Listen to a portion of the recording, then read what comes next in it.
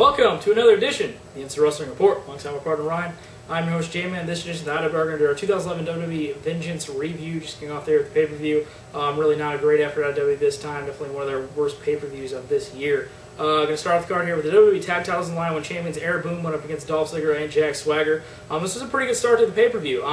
Really had some high-paced, kind of fast action between these guys that really can provide that out of these great young talent that's in here, and really starting to build some sort of chemistry and a kind of bonding out of these guys that really can start a pretty good rivalry if they really wanted to. With their match that they had at Hell in a Cell, that was pretty good, and now this match that was pretty good. But Air Boom, yet again, retaining the tag titles off of the Shooting Star from Evan Bourne. And a pretty good matchup there, but that went right off of that match straight into the United States Championship match with Dolph Ziggler working double duty here, defending his United States Championship against Zack Ryder. This is a pretty short match. Really nothing they could have did out of the time they got. Only got like 5 or 7 minutes or so. But out of what was in there, they had some pretty good chemistry. You know, they've worked on the Raws before, and they've worked on numerous other occasions, and having this championship look like possibly if you had one of Ziggler's losses would probably have him winning the other match. We thought that, at least I thought, that he was probably going to drop the U.S. title to Ryder and have him win the tag titles with Swagger, but not what happened there. The exact reverse is what happened. But Ziggler retaining the United States Championship, a pretty sick super kick off some distraction with Vicky and Swagger, but pretty interesting start to the Vengeance card. Yeah, exactly the opposite of what I was thinking was going to happen. Maybe it's just WWE's just ready to pull the trigger on Zack Ryder to let him have the U.S. title for whatever reason. I don't know, but like I said, I when I heard that this U.S. title was going to be on the card, I instantly thought, okay, well, I'm going to change my prediction I had on the preview from Air Boom retaining to Jack Swagger and Dolph winning, the tag titles, and then Dolph losing the U.S. titles. What I thought was going to happen. Didn't happen that way, like I said. Interesting to see here, both the tag champions retaining and Dolph retaining here. Maybe give some more credibility to their tag championships and their mid-card titles. Maybe they should do that with their main title. I don't know, instead of throwing it all over the place like a toy. But some good, fun, quick stuff here with these matches. Really got the crowd going here. So yeah, pretty good stuff. So we go now to the Divas Championship between champion Beth Phoenix and Eve Torres. Yeah, this was an okay, not great, but not horrible women's match. Eve getting in there doing some interesting submission type work. Just training some jujitsu stuff and did some interesting submissions, like I said. And Beth Phoenix, I feel like, is one of those women's wrestlers who really wants to try to do a little bit more with the division and show what they can do. And not getting a lot of time. There's not really much they can do with what they have. But an okay women's match here. It was interesting because they had Eve tie Beth Phoenix to the ropes with like part of her ring gear or something. Yeah. I thought it was interesting. But a couple of interesting spots here where you thought Eve might have won, and we're like, no, come on, she ain't gonna win.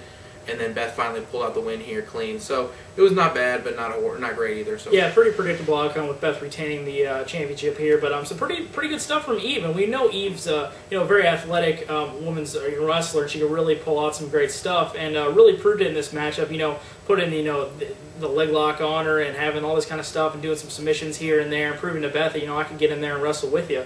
And some pretty flip around counters into some pinfalls that were some near falls, which is some pretty good stuff, and a pretty little entertaining match with the Divas, which is something that we've come to expect out of this Divas division, that they're kind of trying to rejuvenate as they are with the tag division now. And some pretty good stuff, but hopefully to see pretty good stuff to see in the future with Beth Phoenix hopefully going on to some bigger and better matches out of the Divas champion there. Moving on now to the match between Christian and Sheamus. Seeing this match at Hell in a Cell, the exact same duplicate with a rematch here. No stipulation added, no nothing added with Sheamus's role that he's been on. It's been just really hard to pick a guy like a Christian in this match who's just been on a straight downfall after the great stuff that he did with Randy Orton, that whole title thing that went on through the whole entire summer, and now Christian's downfall just seems to just be going on, and it's really just something that really irritates me with a guy who's really doesn't make any sense for me to just have to be like this when he's the heel. And I figured when he turned heel, he'd probably play the cowardly thing and go in there and not be able to get clean wins out of here in this. But it's sad that we can't see Christian get on a roll at all. And Sheamus, being the hot hand that he is, just kind of running over Christian here and getting yet another win. Yeah, I was thinking Sheamus would get this win on over Christian. Like I said, Christian is getting just not winning anything. Kind of just being there to kind of just be there. A la Samoa Joe and TNA. Right? Yeah, pretty much just being there to be there. Yeah. And Sheamus, like, he said he's hot right now and getting the wins here.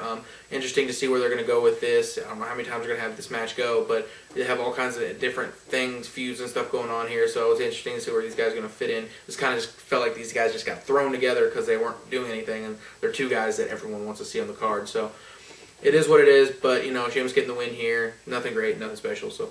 Moving on to the tag match with Triple H and CM Punk versus The Miz and R-Truth. Yeah, exact opposite of what I thought this should have been, here. Seemed to be a trend. Yeah, it seemed to be a trend, and we're going to, speak about it here going on the rest of the pay-per-view. But, Punk and Triple H kind of, hey, we're like best buddies, let's go to the mall and buy shoes together, and yeah, buddy.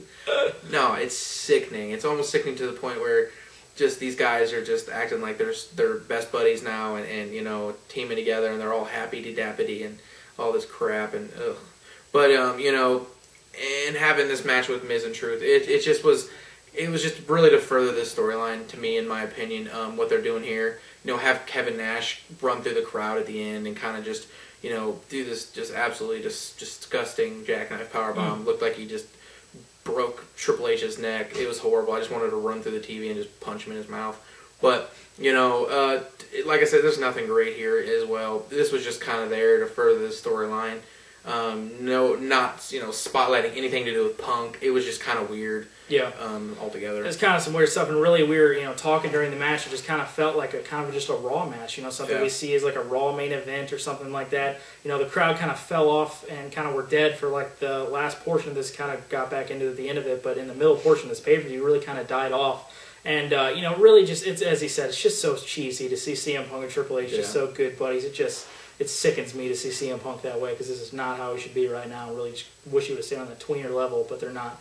But yeah, having Kevin Nash return yet again to spoil Triple H's everything that's going on with Triple H and all this, and Miz and R-Truth hitting that double team finisher they got now on Triple H on CM Punk and getting the win in this matchup. But going on, we figured there would be some sort of, Miz and R-Truth to get the win this match, would be some sort of shenanigans going on. But having Kevin Nash return again and give that just absolutely nasty jackknife, as he said, it was just terrible. It looked like he landed so high and tight he could have possibly getting a serious injury out of it, but hopefully he's not out of that. But seeing some sort of feud probably going on, we're probably going to finally be seeing Kevin Nash wrestle, which is something we've been trying to avoid for a long time now. But can't wait for that. It's going to be great. It's great stuff. But awesome Truth getting the win in that tag match. Moving on now to a match I was really looking forward to between Randy Orton and Cody Rhodes.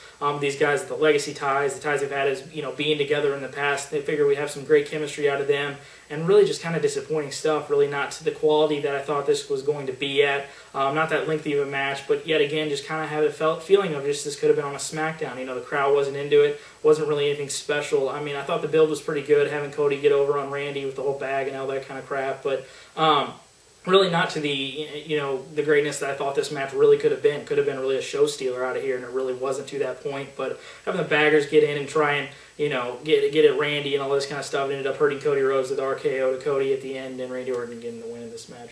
Yeah, it was disappointing, like you said, and with the ties that they have and the things, Cody being pretty good in the ring, and I was thinking these guys could do a little bit more. They didn't have a lot of time here, but I guess just getting Randy Orton on that winning track again, and kind of just spotlighting some of the things that Cody's willing to do, all kinds of risks and like double moonsaults, do moonsaults and just all kinds of different stuff. So it's interesting to see if this is going to continue here, if they're going to do something with this. But okay, here. Yeah. Moving on now to the World Heavyweight Championship match between champion Mark Henry and The Big Show. Yeah, definitely the shining light on the show to me at least. It was interesting because we both came into this pay-per-view and thinking, we really didn't care for this match, and definitely surprised me personally. And I thought that, since I'm a bigger guy myself and having a big man match, this is how you should book a big man match. This is how you should have these guys go at it. The last 4 to 5 minutes of this was great. I really enjoyed this. They didn't do too much. They did what they were supposed to.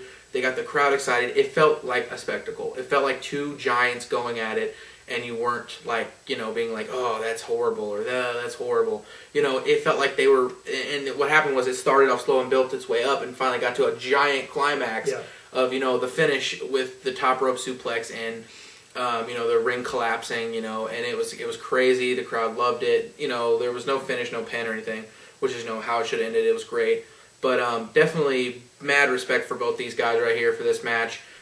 Really, you know, having that big man match, that good big man match, and that's how it should be. Yeah, took words right out of my mouth. Really, everything that they, going into this match, you can almost get the sense that these guys really, you know, probably thought that the wide fan base would think that this wasn't going to be anything special. And they went in there and did, as Ryan said, and I believe they did exactly what they should do in this matchup. For a big guy type match, if you're going to be booking a big guy type match in the future, this is how you're going to need to do it. Because this is really what you need to do. You don't need to be having them go in there like they're 230-pound guys and going in there trying to do cute little stuff and wrestle around. They went in there and did some stiff strikes with the scoop slams that they did like it was easy to them. You know, it was really great to see, and that stuff we usually get saved for as like a kind of a big climax thing where they get the big guy over. No, there's like 3 or 4 like scoop slams out of both of them, and it really just continued to further on until that huge suplex spot that collapsed the ring, a la the Big Show Kurt Angle match in 2003. I thought that was great the way they just had that in, and you know, you didn't hurt anybody in this match. You didn't have to have Big Show pin, you know, Mark Henry and win the championship. You didn't have to have Mark Henry pin Big Show and hurt that return that he's been going on. So I thought this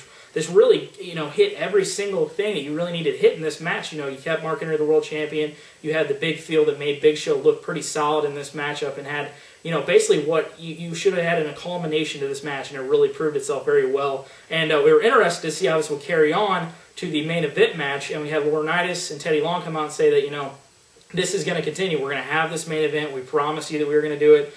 Whether these guys are hurt, whether the ring's in what shape it is, whatever, we're still going to have the WWE Championship. And we did, between champion Alberto Del Rio and John Cena in a last man standing match for the WWE Championship. And we thought into this, it was just so...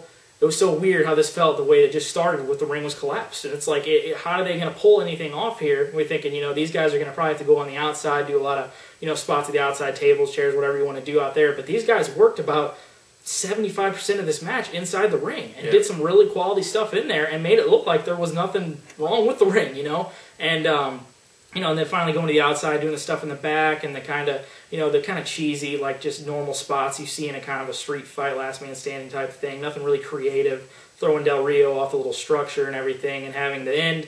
We had Miz and Truth come out, attack John Cena after the FU into the, or the attitude adjustment into the announce table, and having Cena get up like he just, he's out of it, and finally gets back up. And Del Rio with the championship shot off the head, and Del Rio retaining the WWE Championship in the last man standing match. Yeah, you know, this had good spots. You know, like I said, they did most of the match in the ring. We were not thinking that was going to happen. You know, they did just